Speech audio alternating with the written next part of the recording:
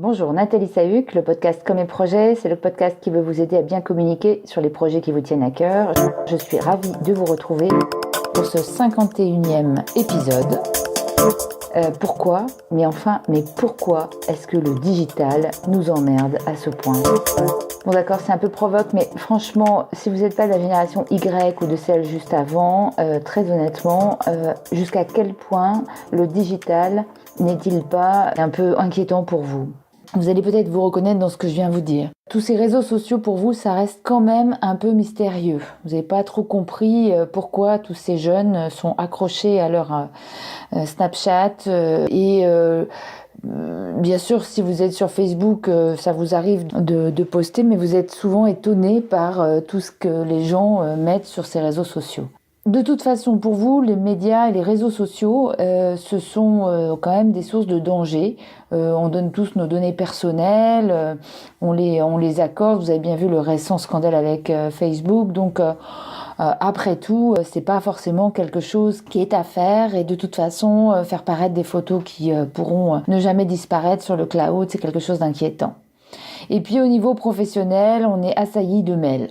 Alors déjà, tous ces mails, c'est vraiment très gênant. Mais si en plus il faut gérer la quantité d'informations qu'on peut voir sur LinkedIn ou sur Twitter, vraiment, ça vous paraît pas forcément très intéressant. Et puis, vous y êtes allé quand même de temps en temps et vous avez bien vu la rapidité avec laquelle les informations passaient. Donc, je sais pas, il y a quelque chose de superficiel. Vous allez penser que c'est un peu soit du m'as-tu vu, soit du copier-coller. En tout cas, ça n'a pas vraiment d'intérêt et vous ne vous retrouvez pas dans cette façon de fonctionner et de générer de l'information à outrance quelque part. Enfin, et c'est pas des moindres, il y a une espèce de gêne parce qu'il y a un mélange entre la sphère privée et la sphère publique ou professionnelle, en particulier sur LinkedIn, puisque finalement, on est là en proposition d'une compétence professionnelle et si on commence à bouger dessus et que nos employeurs le voient, on s'interroge sur la manière dont ils vont interpréter les choses. Alors bien sûr, au fur et à mesure, on s'habitue et je suis en train de forcer le trait. Mais c'est vrai qu'au fond, on se dit que le réflexe du bon vieux téléphone, voire du mail quand même, parce qu'on peut le maîtriser quand même beaucoup plus facilement, c'est plutôt intéressant. De toute façon, vous êtes de ceux qui préféraient imprimer encore les documents pour les lire à tête reposée, parce que au moins un échange téléphonique, un document imprimé à lire, voilà, ça ce sont des choses dans la réalité au moins, et on n'est pas dans du virtuel sur des réseaux où on ne sait plus qui regarde quoi, qui a accès à quoi. Il y a une des choses qui change dans le digital, c'est qu'on a l'impression qu'il n'y a pas besoin de bosser et qu'on fait, puis on verra après ce qui se passe.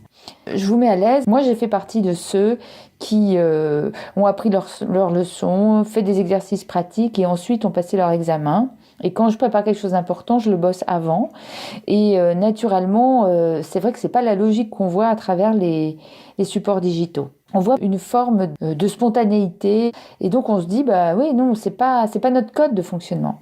On peut considérer, enfin moi c'est ce que je me dis souvent, c'est que les nouvelles générations n'anticipent pas. Elles sont dans l'instant. Mais en fait elles ont raison parce qu'en fait elles ont raison. En tout cas c'est vraiment symptomatique du digital. Le digital c'est l'instantané hein, et c'est le vrai changement par rapport aux autres modes de communication antérieurs.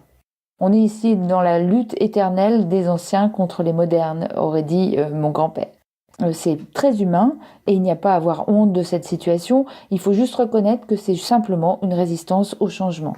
Une fois qu'on a dit ça, qu'est-ce qu'on fait de ces médias sociaux qui sont omniprésents et est-ce qu'on y va ou pas, en particulier pour communiquer sur ce qui nous intéresse, c'est-à-dire vos projets, votre entreprise, votre association, la collectivité que vous gérez. Eh bien, j'ai envie de vous dire qu'il va falloir y aller de toute façon. Pourquoi ? Parce que c'est aussi une source énorme de valeur ajoutée pour votre activité. Alors, pour vraiment rentrer dedans, je pense qu'il faut juste comprendre qu'on est dans un nouveau paradigme. C'est une nouvelle expérience et il n'y a plus grand-chose à voir avec la communication d'avant. La communication d'avant, on réfléchissait, on écrivait les mots, on choisissait les images, on les imprimait et elles restaient là longtemps. Aujourd'hui, c'est plus ça la communication. La communication suppose de réfléchir toujours, heureusement. Mais après, on va produire plein de fois en plein de petites quantités. Et comme on n'est pas des puits sans fond de science, on va jouer sur la spontanéité. Et jouer sur la spontanéité, ça suppose effectivement une des règles d'or de la communication digitale, c'est la sincérité. On ne peut pas mentir éternellement en étant spontané.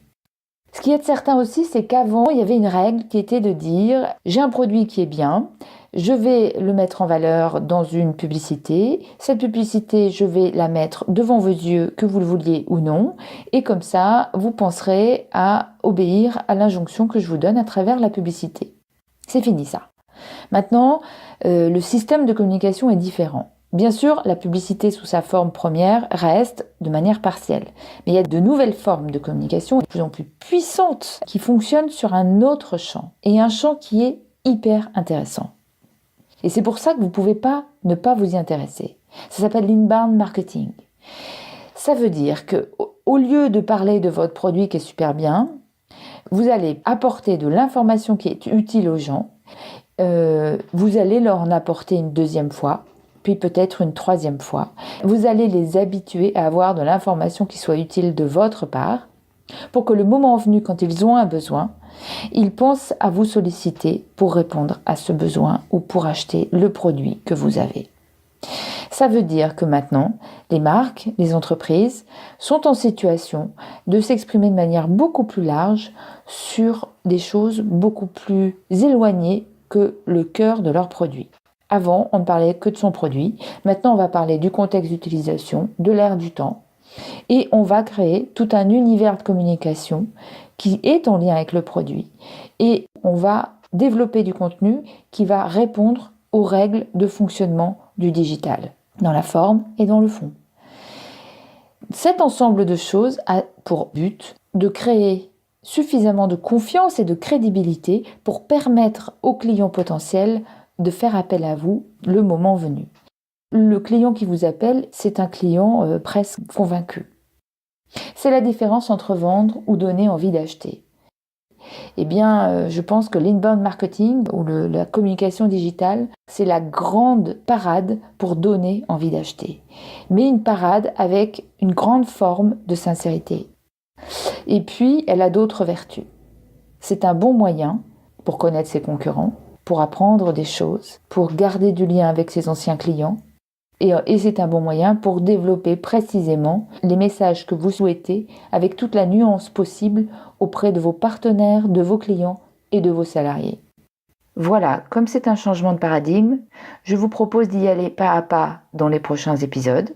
On parlera des règles de fonctionnement sur les réseaux sociaux, de la manière dont on peut organiser ses contenus et ses posts, et comment est-ce qu'on peut monter une stratégie qui ait du sens par rapport à l'objectif que vous avez, parce que c'est quand même le but. Alors à bientôt. D'ici là, je vous invite à aller sur iTunes, à mettre des tonnes d'étoiles, à vous abonner sur le podcast Comme et Projet. C'est hyper utile pour moi. Et puis, évidemment, je vous invite aussi à partager ce podcast à tous les vieux, entre guillemets, pour qui vous pensez que ce serait très utile de se mettre au digital. Je vous dis à très vite.